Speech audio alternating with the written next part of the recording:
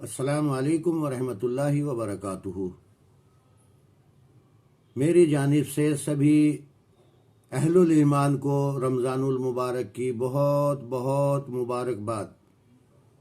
اللہ تبارک تعالی اس ماہ مبارک کی صحیح طریقے سے عظمت کرنے کی اور صحیح طریقے سے عبادات کرنے کی اللہ رب العالمین ہم سبھی کو توفیق عطا فرمائے، آمین ثم آمین۔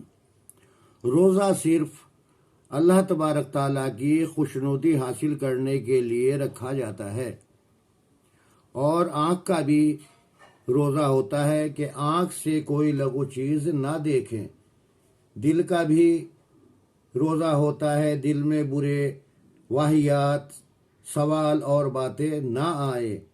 زبان کا بھی روزہ ہوتا ہے کہ زبان سے جھوٹ، غیبت، چغلی یا کسی پر تہمت کی بات یا گالی گلوچ واہیات بات زبان سے نہ نکالی جائے۔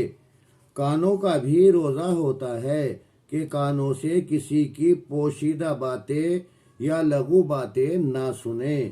ہاتھ پاؤں کا بھی روزہ ہوتا ہے، ہاتھ سے کوئی لغو حرکت نہ ہو اور پیر غلط راستے کی طرف نہ اٹھیں، تو یہ مکمل اللہ کی رضا اور خوشنودی حاصل کرنے کا ذریعہ تبھی بنے گا جب ہم روزے کو روزہ سمجھ کر کے اور صرف اللہ کی رضا کے لیے روزہ رکھیں گے۔ روزہ رکھنے میں کسی طرح کی ریاکاری نہ ہو۔ بہت سے لوگوں کا ہوتا ہے، اس طرح کی غلط باتیں نکالتے ہیں زبان سے تو ان کا روزہ بیکار ہو جاتا ہے۔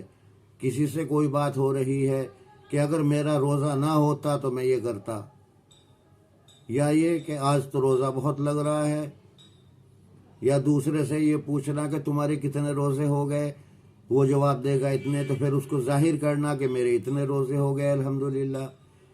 تو اس طرح کی باتیں ہیں، اور بہت سی باتیں ایسی ہیں کہ انسان کو کافر بنا دیتی ہیں۔ جیسے بہت سے نعوذ باللہ استغفر اللہ کہتے ہیں کہ پتہ نہیں اللہ کو کیا ملتا ہے ہمیں بھوکا پیاسا رکھے۔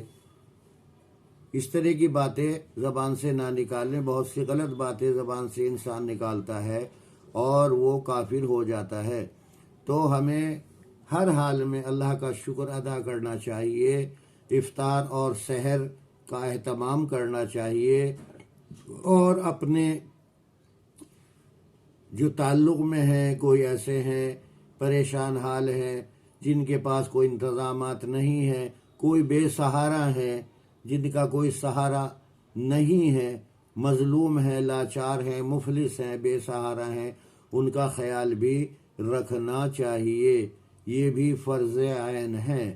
تو دعا ہے کہ اللہ تبارک تعالی ہم سبھی کو پورے رمضان المبارک کی صحیح طریقے سے عزت، قدر اور اہمیت کو سمجھنے کی توفیق اللہ رب العالمین نصیب فرمائے، اور جو آخری عشرے کی تاخیراتیں ہیں اللہ تبارک تعالی ہمیں اور آپ کو بھی اپنے فضل و کرم سے وہ نصیب فرمائے، اور پورے ماہ رمضان المبارک میں جو بھی صرف اللہ کی رضا کے لیے عبادات کی جاتی ہیں اللہ تبارک تعالی اپنی بارگاہ میں شرف قبولیت عطا فرمائے، آمین ثم آمین۔ السلام علیکم ورحمۃ اللہ وبرکاتہ۔